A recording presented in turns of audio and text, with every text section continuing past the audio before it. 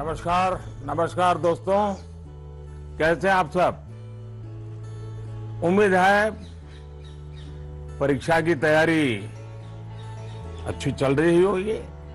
ये परीक्षा पे चर्चा का पहला वर्चुअल एडिशन है।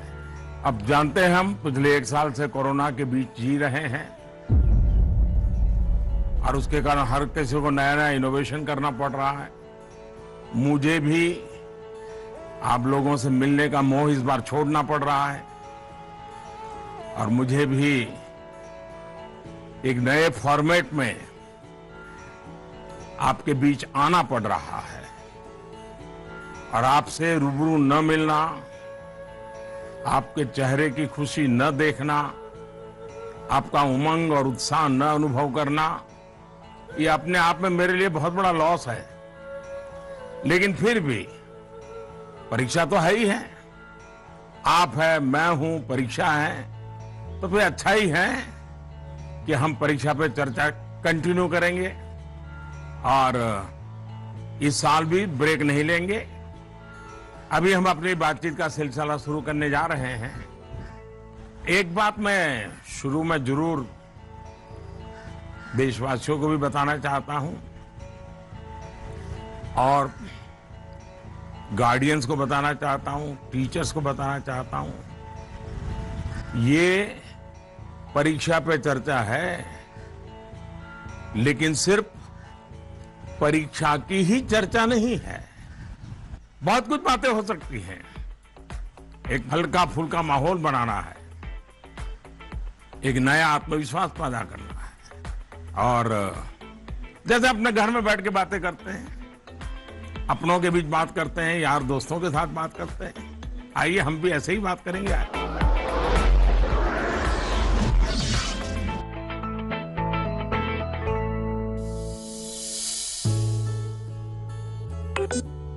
नमस्कार ऑनरेबल पीएम सर। नमस्कार नमस्कार। मेरा नाम एन पल्लवी है। मैं 9वीं कक्षा पढ़ रही हूँ।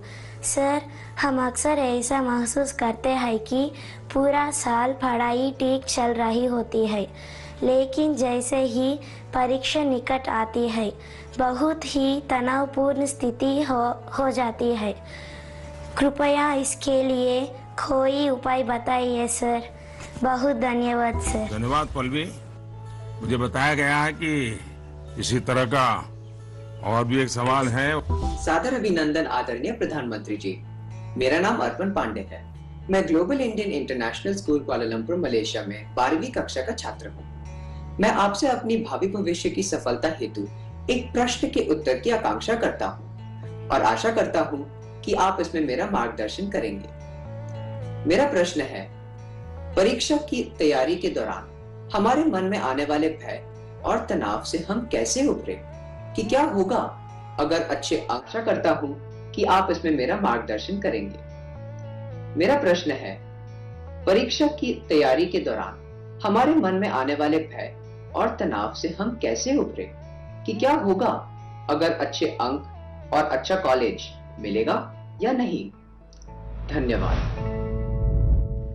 पल्लवी, अर्पण, देखिए आप जब ये फियर की, डर की बात करते हैं तो मुझे भी डर लग जाता है। अरे ऐसी कौन सी बात है जिसके लिए डरना चाहिए? क्या पहली बार एग्जाम देने जा रहे हो क्या पहले कभी एग्जाम दी नहीं? क्या आपको मालूम नहीं था कि मार्च महीने, अप्रैल महीने में एग्जाम आती है? सब पता है, पहले से पता है, साल भर पहले से पता है। अचानक तो नहीं आया है, और जो अचानक नहीं आया है, कोई आसमान नहीं टूट पड़ा है। इसका मतलब हुआ कि आपको डर एग्जाम का नहीं है, आपको डर किसी और का है। वो क्या है? आपके आसपास एक माहौल बना दिया गया है कि यही एग्जाम सब कुछ है, यही जिंदगी है, और इसके लिए पूरा सामाजिक वातावरण, कभी कभी स्कूल का वातावरण भी, कभी कभी माँ बाप भी, कभी अपने रिश्तेदार भी एक ऐसा माहौल बना देते हैं, ऐसी चर्चा करते हैं कि जैसे कोई बहुत बड़ी घटना से आपको गुजरना है, बहुत बड़े संकट से गुजरना है। मैं उन सब से कहना चाहूंगा, खास करके मैं पेरेंट्स से कहना चाहता हूं, आपने क्या करके रख दिया है। मैं समझता हूं कि ये सबसे बड़ी गलती है। हम आवश्यकता से अधिक ओवर कॉन्शियस हो जाते हैं, हम थोड़े ज्यादा ही सोचने लग जाते हैं, और इसलिए मैं समझता हूं कि जिंदगी में ये कोई आखिरी मुकाम नहीं है। ये जिंदगी बहुत लंबी है, बहुत पड़ाव आते हैं, एक छोटा सा पड़ाव है। हमें दबाव नहीं बनाना चाहिए, चाहे टीचर हो, स्टूडेंट हो, परिवारजन हो, यार दोस्त हो। अगर बाहर का दबाव कम हो गया, खत्म हो गया, तो एग्जाम का दबाव कभी महसूस नहीं होगा। कॉन्फिडेंस फलेगा, फूलेगा, प्रेशर रिलीज हो जाएगा, डिक्रीज हो जाएगा, और बच्चों को घर में सहज तनाव मुक्त जीना चाहिए। छोटी मोटी हल्की फुल्की बातें जो रोज करते थे वैसी करनी चाहिए। देखिए दोस्तों, पहले क्या होता था, पहले माँ बाप बच्चों के साथ ज्यादा इन्वॉल्व रहते थे और सहज भी रहते थे और कई विषयों पर इन्वॉल्व रहते थे। आज जो भी इन्वॉल्व रहते हैं वो ज्यादातर कैरियर, एग्जाम, पढ़ाई, किताब, सिलेबस, मैं उसको सिर्फ इन्वॉल्वमेंट नहीं मानता हूं। और इससे इन्हें अपने बच्चों के असली सामर्थ्य का पता नहीं होता है। अगर माँ बाप ज्यादा इन्वॉल्व है तो बच्चों की रुचि, प्रकृति, प्रवृत्ति, इस सबको अच्छी तरह समझते हैं और जो कमियां हैं उन कमियों को समझ करके उसको भरने की कोशिश करते हैं, और उसके कारण बालक का कॉन्फिडेंस लेवल बढ़ता है। उसकी स्ट्रेंथ माँ बाप को पता है, उसकी वीकनेसेस माँ बाप को पता है, और उसके कारण माँ बाप समझते हैं कि ऐसे समय वीकनेसेस को बाजू में करो, स्ट्रेंथ को जितना बल दे सकते हो दो। लेकिन आज कुछ माँ बाप इतने व्यस्त हैं कि उन्हें बच्चों के साथ रियल सेंस में इन्वॉल्व होने का समय ही नहीं मिलता। इसका परिणाम क्या होता है, आज बच्चे के सामर्थ्य का पता लगाने के लिए पेरेंट्स को एग्जाम के रिजल्ट का शीट देखना पड़ता है, और इसलिए बच्चों का आकलन भी बच्चों के रिजल्ट तक ही सीमित हो गया है।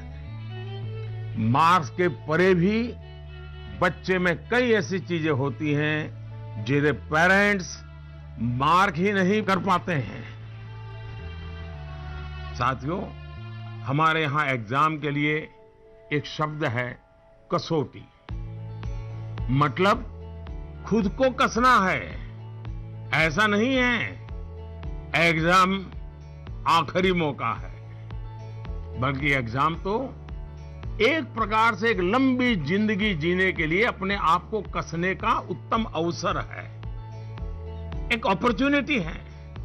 समस्या तब होती है जब हम एग्जाम को ही जैसे जीवन के सपनों का अंत मान लेते हैं, जीवन मरण का प्रश्न बना देते हैं। दरअसल एग्जाम जीवन को गढ़ने का एक अवसर है, एक अपॉर्चुनिटी है, एक मौका है। उसे उसी रूप में लेना चाहिए। एक्चुअली हमें अपने आप को कसौटी पर कसने के मौके खोजते ही रहना चाहिए, ताकि हम और बेहतर कर सकें। हमें भागना नहीं चाहिए,